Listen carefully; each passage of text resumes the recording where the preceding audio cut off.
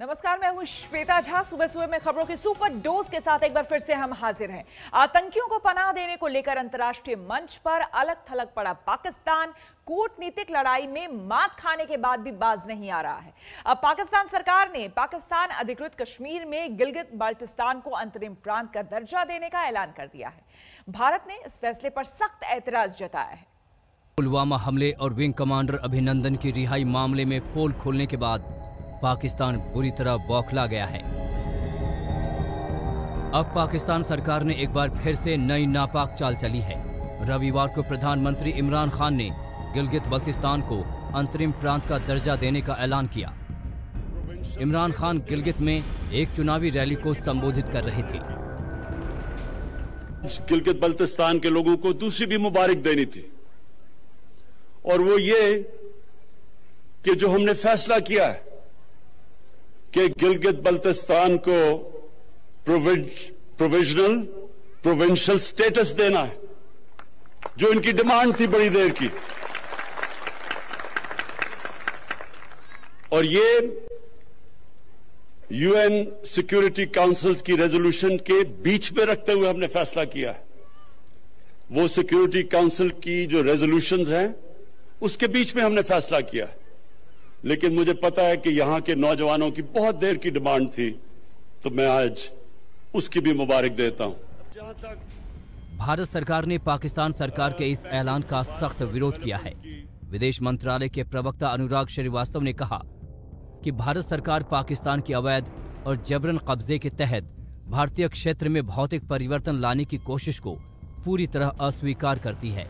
विदेश मंत्रालय की तरफ से जारी बयान में कहा गया है कि 1947 में हुए वैध विलय के बाद जम्मू कश्मीर और लद्दाख के साथ गिलगित बल्तिस्तान भी भारत का अभिन्न हिस्सा है। जबरन कब्जा किए गए क्षेत्र पर पाकिस्तान सरकार को किसी तरह का दखल देने का अधिकार नहीं है। ऐसी कोशिशों में पाक अधिकृत क्षेत्र में रहने वाले लोगों के साथ पिछले 7 दशक से जारी मानवाधिकार के उल्लंघन, अत्याचार और उन्हें आज़ादी से वंचित रखने की सच्चाई को छुपाया नहीं जा सकता।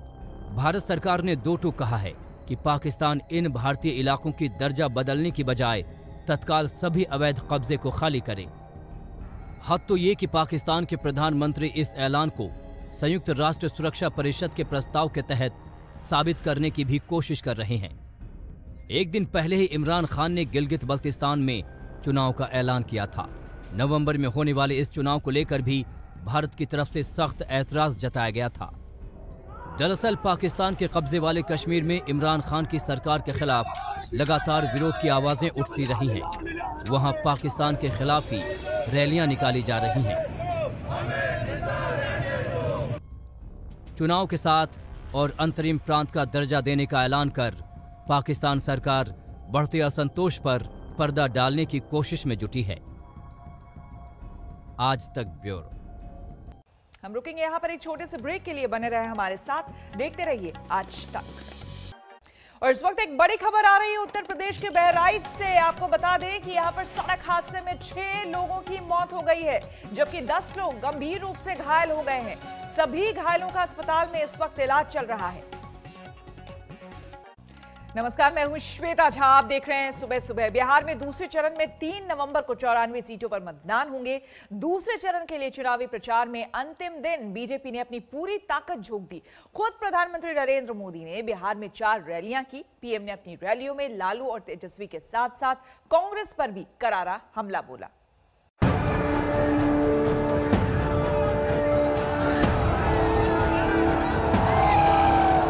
दूसरे चरण के रण की उल्टी गिनती शुरू हो गई है, मगर इस शुरुआत के पहले बिहार में चुनावी योद्धाओं ने अपनी पूरी ताकत झोंक दी। बीजेपी के बड़े बड़े नेताओं ने बिहार में दूसरे चरण में जहां जहां मतदान होने हैं वहां वहां पूरा दमखम लगा दिया। खुद प्रधानमंत्री नरेंद्र मोदी ने बिहार में 4 रैलियां की। हालांकि पहले पीएम की सिर्फ 3 रैलियां होनी थी, मगर बगहा की रैली बाद में जोड़ी गई। पीएम ने शुरुआत छपरा से की। छपरा के बाद वो समस्तीपुर पहुंचे। समस्तीपुर के बाद प्रधानमंत्री मोतिहारी पहुंचे और मोतिहारी के बाद प्रधानमंत्री नरेंद्र मोदी बगहा में गरजे। चारों जगह प्रधानमंत्री नरेंद्र मोदी के निशाने पर लालू के समय का जंगल राज रहा। जंगल राज वालों ने बिहार में भ्रष्टाचार को हर मंत्रालय, हर विभाग, हर जगह परिवार को भी पहुंचाया, पाप को भी पहुंचाया, भ्रष्टाचार को भी पहुंचाया। जंगल राज ये शब्द तेजस्वी के लिए इस चुनाव में सबसे कमजोर कड़ी साबित हो रही है और शायद इसीलिए उन्होंने पार्टी के पोस्टरों से भी लालू और राबड़ी को आउट कर दिया है। लेकिन यही शब्द बीजेपी का सबसे बड़ा हथियार है और शायद इसीलिए प्रधानमंत्री मोदी आजकल नीतीश के काम से ज्यादा जंगल राज की बातें इन चुनावों में कर रहे हैं। प्रधानमंत्री नरेंद्र मोदी ने मोतिहारी में उस दौर के शासन की तुलना लकड़सुंघा से की। प्रधानमंत्री नरेंद्र मोदी को मालूम है कि बिहार का रण जीतने के लिए उन्हें कब, किस मौके पर क्या कहना है ताकि विपक्ष पर चोट पड़े और अपने पक्ष में वोट पड़े। इसलिए पीएम मोदी ने तेजस्वी यादव के साथ साथ राहुल गांधी पर बराबर का निशाना साधा। 3-4 साल पहले जब उत्तर प्रदेश में चुनाव हुआ था तो वहां भी ऐसे डबल युवराज बस के ऊपर चढ़ के काली जैकेट पहन के गांव-गांव हाथ हिला रहे थे और उत्तर प्रदेश की जनता ये डबल युवराज को वहां पहचान गई थी, उनको घर लौटा दिया। तो वहां का एक युवराज अब जंगल राज के युवराज से आकर के मिल गया, अब वो यहां दोनों हाथ हिला रहे हैं। इधर प्रधानमंत्री विपक्ष पर ताबड़तोड़ हमले कर रहे थे तो उधर तेजस्वी यादव भी लगातार जनसभाएं कर रहे थे। जाहिर सी बात है कि तेजस्वी भी प्रधानमंत्री पर तीखा निशाना साध रहे हैं। प्रधानमंत्री जी तो उन्होंने कहा था कि यही का चीनी का मिल जो है चालू कराएंगे और यही चीनी का चाहती है। बोला था नहीं बोला था? बोलेंगे तो बहुत कुछ बोले थे, लेकिन स्थानीय मुद्दा ये बड़ा मुद्दा।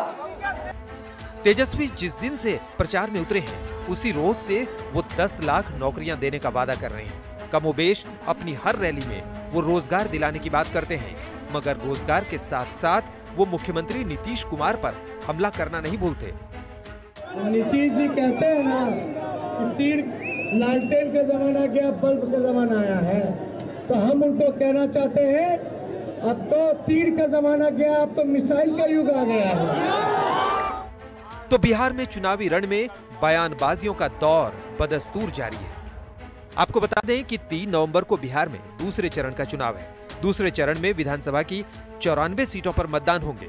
दूसरे चरण में कुल 1661 प्रत्याशी मैदान में हैं। अब इन मतदाताओं के लिए प्रचार का शोर थम गया है। अब सिर्फ धड़कनों का शोर है जो प्रत्याशियों के दिल में तेज हो रही है। इंतजार है 3 नवंबर का, जब बिहार का मतदाता घर से बाहर निकलेगा और बेहतर बिहार के लिए मतदान करेगा।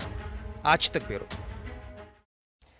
अब खबर लव जिहाद से जुड़ी हुई एक ऐसा मुद्दा जिसके हर नए केस के साथ सियासी घमासान तेज हो जाता है। योगी सरकार लगातार लव जिहाद का मुद्दा गंभीरता से उठाती रही है। अब योगी आदित्यनाथ लव जिहाद को लेकर कानून लाने की तैयारी कर रहे हैं, जिसने एक बार फिर से देश की सियासत को गरमा दिया है। लव जिहाद और धर्म परिवर्तन के मामलों को लेकर योगी सरकार अब सख्त नजर आ रही है। देवरिया की रैली में योगी ने ऐलान किया कि वो जल्द ही लव जिहाद को लेकर कानून बनाएंगे। योगी ने शादी के पहले धर्म परिवर्तन को लेकर हाईकोर्ट की टिप्पणी का भी जिक्र किया। इलाहाबाद हाईकोर्ट ने एक आदेश दिया है कि धर्म परिवर्तन के लिए शादी ब्याह के लिए धर्म परिवर्तन आवश्यक नहीं किया जाना चाहिए, इसको मान्यता नहीं मिलनी चाहिए।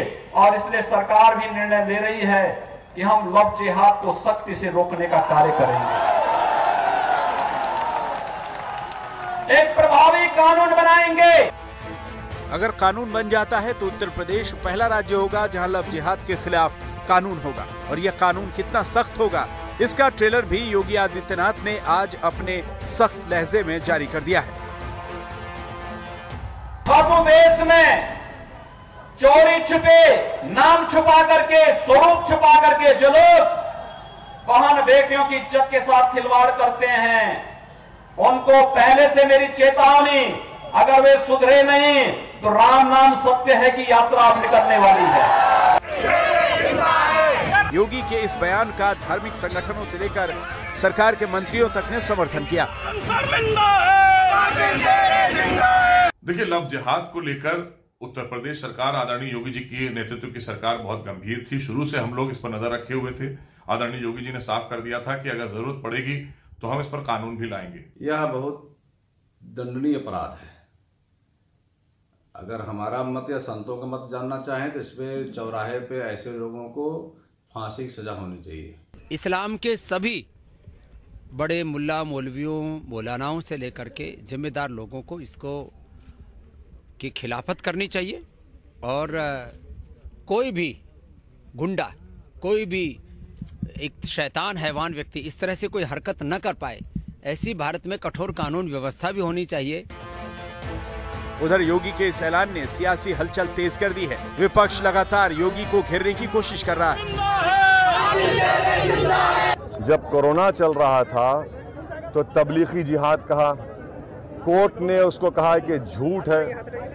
फिर यूपीएससी का जिहाद कहा, सुप्रीम कोर्ट ने उसको बता दिया क्या है, सच्चाई क्या है। अब लव जिहाद की ये योगी बात कर रहे हैं। ये उत्तर प्रदेश के मुख्यमंत्री हैं, मगर इनको संविधान नाम की चीज ना समझ में आती ना उनको कुछ मालूम। हालत उत्तर प्रदेश की पिछले 3-4 सालों में हमने देखी है, वो हालत बिल्कुल पूरे विश्व में हमारा सर नीचे झुक जाता है। जिस तरह की कानून व्यवस्था वहां की, उनको कहिए जरा वहां ध्यान दें। सीएम योगी आदित्यनाथ ने ऐलान तो कर दिया है, लेकिन लव जिहाद के खिलाफ कानून बनाने में कुछ अड़चने भी हैं। मसलन मौजूदा कानून में लव जिहाद जैसे शब्द की कोई परिभाषा नहीं और न ही किसी केंद्रीय एजेंसी ने ऐसे किसी केस की जानकारी दी है। ऐसे में सवाल खड़ा होता है कि पिछले 3 सालों से यूपी की सियासत में बार बार उठने वाला ये मुद्दा कानून का रूप कैसे लेगा? योगी इसके लिए क्या रूपरेखा तैयार करेंगे और लव जिहाद को कैसे कानूनी तौर पर परिभाषित किया जाएगा? आज तक ब्यूरो। आतंकियों को पनाह देने को लेकर अंतर्राष्ट्रीय मंच पर अलग थलग पड़ा पाकिस्तान कूटनीतिक लड़ाई में मात खाने के बाद भी बाज नहीं आ रहा।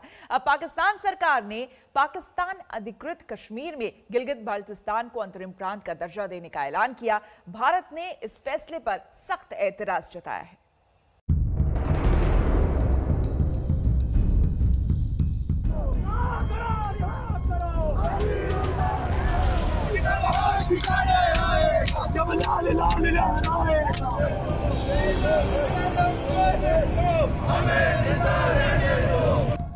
पुलवामा हमले और विंग कमांडर अभिनंदन की रिहाई मामले में पोल खोलने के बाद पाकिस्तान बुरी तरह बौखला गया है। अब पाकिस्तान सरकार ने एक बार फिर से नई नापाक चाल चली है। रविवार को प्रधानमंत्री इमरान खान ने गिलगित बल्तिस्तान को अंतरिम प्रांत का दर्जा देने का ऐलान किया। इमरान खान गिलगित में एक चुनावी रैली को संबोधित कर रहे थे। गिलगित बल्तिस्तान के लोगों को दूसरी भी मुबारक देनी थी, और वो ये कि जो हमने फैसला किया है कि गिलगित बल्तिस्तान को प्रोविजनल प्रोविंशियल स्टेटस देना है, जो इनकी डिमांड थी बड़ी देर की, और ये यूएन सिक्योरिटी काउंसिल्स की रेजोल्यूशन के बीच में रखते हुए हमने फैसला किया है। वो सिक्योरिटी काउंसिल की जो रेजोल्यूशंस हैं उसके बीच में हमने फैसला किया है, लेकिन मुझे पता है कि यहां के नौजवानों की बहुत देर की डिमांड थी, तो मैं आज उसकी भी मुबारक देता हूं। भारत सरकार ने पाकिस्तान सरकार के इस ऐलान का सख्त विरोध किया है। विदेश मंत्रालय के प्रवक्ता अनुराग श्रीवास्तव ने कहा कि भारत सरकार पाकिस्तान की अवैध और जबरन कब्जे के तहत भारतीय क्षेत्र में भौतिक परिवर्तन लाने की कोशिश को पूरी तरह अस्वीकार करती है। विदेश मंत्रालय की तरफ से जारी बयान में कहा गया है कि 1947 में हुए वैध विलय के बाद जम्मू कश्मीर और लद्दाख के साथ गिलगित बल्तिस्तान भी भारत का अभिन्न हिस्सा है। जबरन कब्जा किए गए क्षेत्र पर पाकिस्तान सरकार को किसी तरह का दखल देने का अधिकार नहीं है। ऐसी कोशिशों में पाक अधिकृत क्षेत्र में रहने वाले लोगों के साथ पिछले 7 दशक से जारी मानवाधिकार के उल्लंघन, अत्याचार और उन्हें आज़ादी से वंचित रखने की सच्चाई को छुपाया नहीं जा सकता। भारत सरकार ने दो टूक कहा है कि पाकिस्तान इन भारतीय इलाकों की दर्जा बदलने की बजाय तत्काल सभी अवैध कब्जे को खाली करे। हद तो ये कि पाकिस्तान के प्रधानमंत्री इस ऐलान को संयुक्त राष्ट्र सुरक्षा परिषद के प्रस्ताव के तहत साबित करने की भी कोशिश कर रहे हैं। एक दिन पहले ही इमरान खान ने गिलगित बल्तिस्तान में चुनाव का ऐलान किया था। नवंबर में होने वाले इस चुनाव को लेकर भी भारत की तरफ से सख्त ऐतराज जताया गया था। दरअसल पाकिस्तान के कब्जे वाले कश्मीर में इमरान खान की सरकार के खिलाफ लगातार विरोध की आवाजें उठती रही हैं। वहां पाकिस्तान के खिलाफ ही रैलियां निकाली जा रही हैं। चुनाव के साथ और अंतरिम प्रांत का दर्जा देने का ऐलान कर पाकिस्तान सरकार बढ़ते असंतोष पर पर्दा डालने की कोशिश में जुटी है। आज तक ब्यूरो। हम रुकेंगे यहाँ पर एक छोटे से ब्रेक के लिए, बने रहे हमारे साथ, देखते रहिए आज तक।